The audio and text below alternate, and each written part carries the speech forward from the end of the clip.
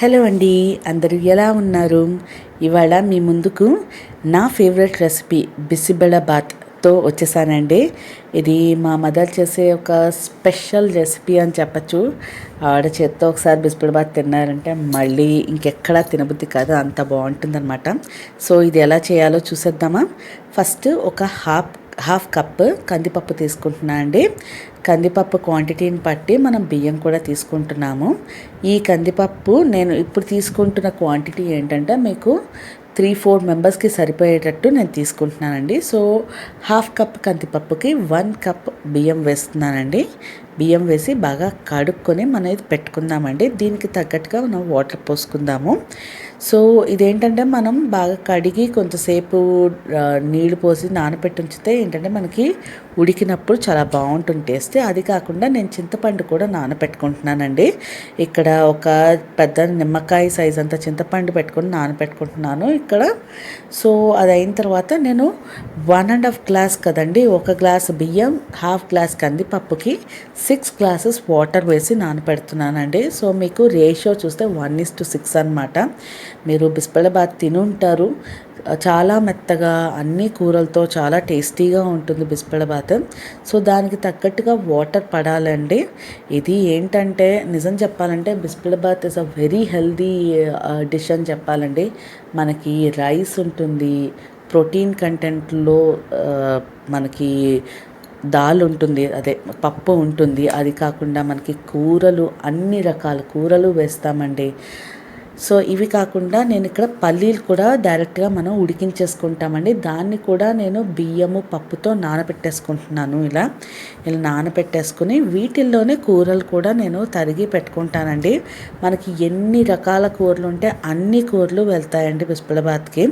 So నేను ఇప్పుడు first Greens చూపిస్తున్నాను. గ్రీన్ పీస్, బఠానీ, బెండకాయ, డ్రమ్ స్టిక్, ములక్కాడ, ఇంకా బీన్స్, క్యాబేజ్, సొరకాయ, బీరకాయ, ఇంకా క్యాప్సికమ్ అండి. ఇవన్నీ నేను కట్ చేసుకుని పెట్టుకున్నాను. ఇవే కాకుండా క్యారెట్, బంగాళదుంప, టొమాటో, ఇంకా వంకాయ నేను అప్పటికప్పుడు కట్ చేసి దాంట్లో వేసేస్తానండి.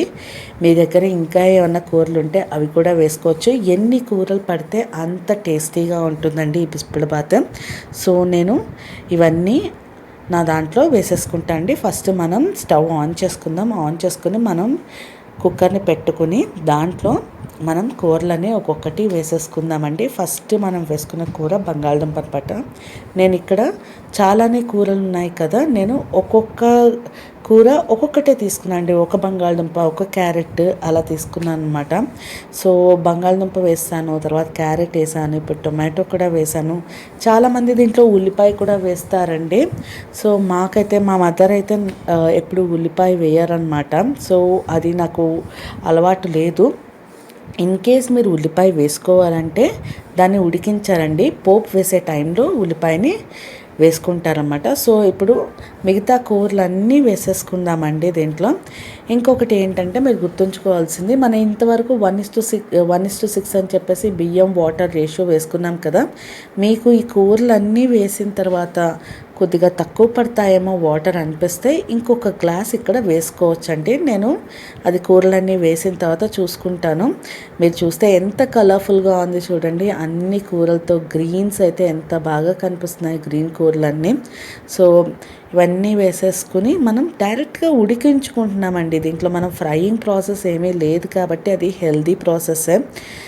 సో అన్నీ వేసేసుకుని నేను వంకాయ చెప్పాను కదండి, వంకాయ కంట పడుతుంది విడిగా పెట్టుకుని ఉంటే, అందుకని చెప్పేసి నేను కట్ చేసుకుని డైరెక్ట్గా దాంట్లో వేసేస్తున్నానండి.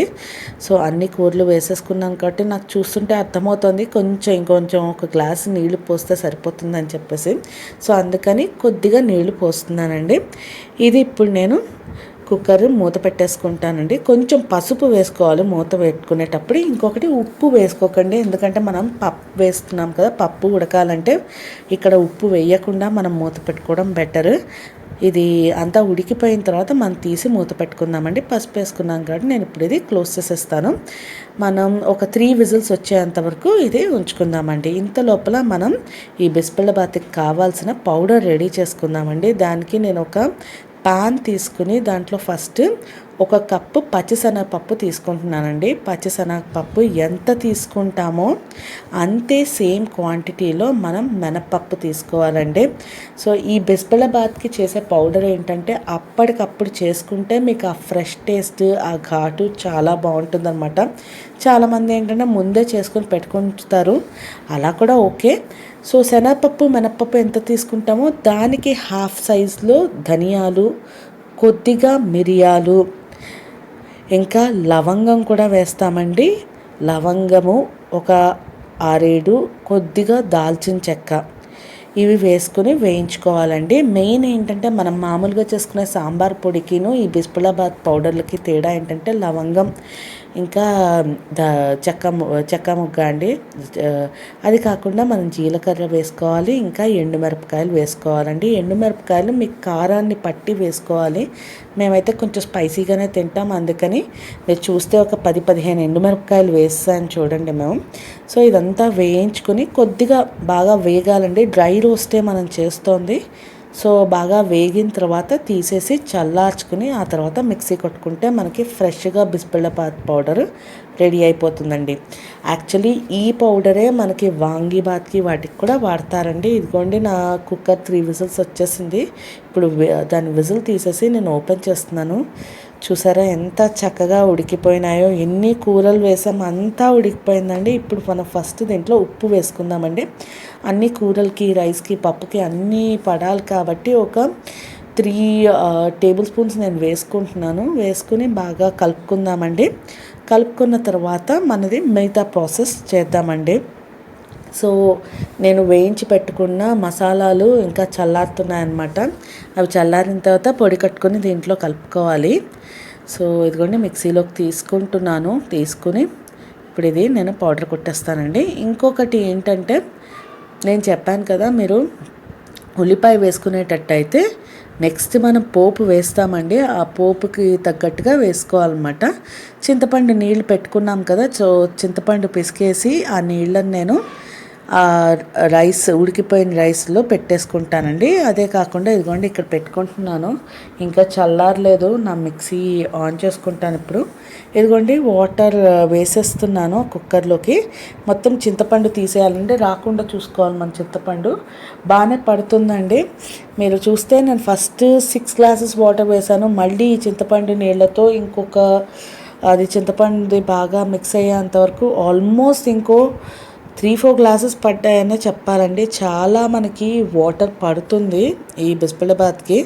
ఇంకా ఇన్ఫ్యాక్ట్ చెప్పాలంటే మీరు ఒక 2-3 అవర్స్ అయిన తర్వాత మళ్ళీ కొంచెం చల్లారిన తర్వాత తినేటప్పుడు కూడా మళ్ళీ వాటర్ వేసుకోవచ్చండి. బాగా పీల్చుకుంటుంది అనమాట వాటర్. సో ఇదిగోండి నా పొడి రెడీ అయిపోయింది. ఇప్పుడు దీంట్లో వేసుకుంటున్నాను అండి. నేను చేసుకున్న పొడి మొత్తం పడుతుందండి ఆల్మోస్ట్. ఎందుకంటే ఈ కూరలు, పప్పు, రైస్ అన్నిటికీ పట్టాలి కదండి. సో మీరు మీ రుచికి తగ్గట్టు చూసుకుని వేసుకోండి. నేను ఫస్ట్ వేసుకుని కలిపేసుకుని కొంచెం రుచి చూసి దాన్ని పట్టి మళ్ళీ వేసుకుంటానండి. ఏంటంటే నాకు తెలిసినంత వరకు మా మదర్ ఎప్పుడు ఏంటంటే ఎంత మిక్సీ పడతారో అది మొత్తం ఆల్మోస్ట్ వేసేస్తారంట, అంతా పడుతుందని చెప్పేసి. సో అలాగే చేస్తూ ఉంటాను. చూసారా కలర్ ఎంత చక్కగా మనం మామూలుగా తినే బిస్బెల్లబాత్ కలర్ వచ్చేసింది. ఈ మసాలాలు పడితేనే దాని టేస్ట్ అండి. చాలామంది ఏంటంటే మసాలాలో కొంచెం తక్కువ చేస్తారు, దానివల్ల టేస్ట్ అయిపోతుంది. నాది ఉప్పు, మసాలా కొంచెం తక్కువైనాయి. సో అందుకని నేను ఇంకొద్దిగా వేస్తున్నాను ఉప్పును, మసాలా పొడి కూడా. ఏంటంటే మనకు ఆ ఘాటు లేకపోతే బిస్బెల్లబాత్ టేస్ట్ ఉండదండి. సో ఇవన్నీ కూడా మనకి డ్రై రోస్ట్ చేసినవే కాబట్టి మనకి హెల్తీగానే ఉంటుందండి. సో ఇవన్నీ చేసిన తర్వాత మనం మిక్స్ చేసుకుని ఇప్పుడు తాలింపు పెట్టుకుందామండి. దీనికి వేసే తాలింపు మనం నేతితో పెట్టుకుంటామండి. సో నేతితో పెట్టుకుంటాం. ఒక 3 టేబుల్ స్పూన్స్ వరకు నేను నెయ్యి తీసుకుంటున్నానండి. ఇక్కడ ఫుల్గా 3 టేబుల్ స్పూన్స్ నెయ్యి వేసిన తర్వాత దాంట్లో మనం వేసే పోపు ఏంటి అంటే ఇంగువ వేస్తాం. ఫస్ట్ ఇంగువ వేసుకున్న తర్వాత ఆవాలు, మెంతులు, ఎండుమిరపకాయలు అండి.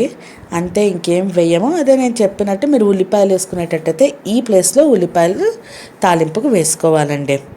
సో అలా వేసేసుకుని మనం ఈ పోపు బాగా వేగిన తర్వాత మనం బిస్బెళ్ళబాత్లో కలిపేసుకోవడమే అండి.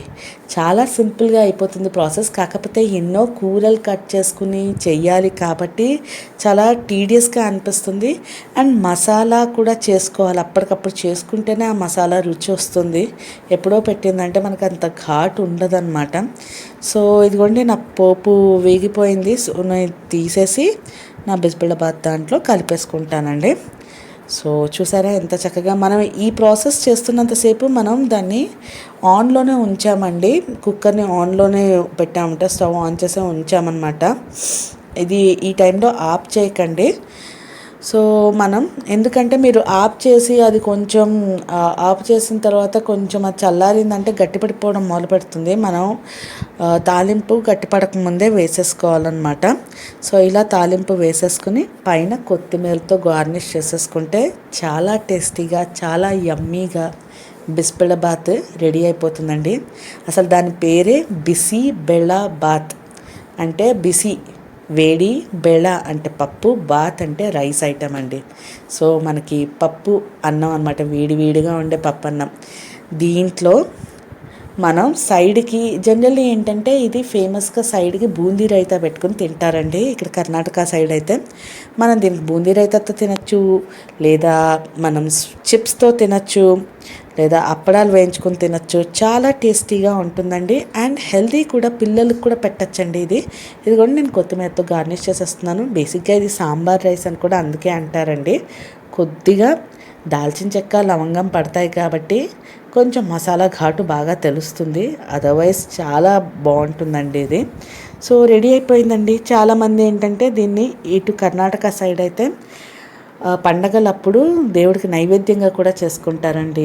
అదండి రెడీ అయిపోయింది నా బిస్బెళ్ళబాత్. దాన్ని చిప్స్తో సర్వ్ చేసుకుంటున్నాను.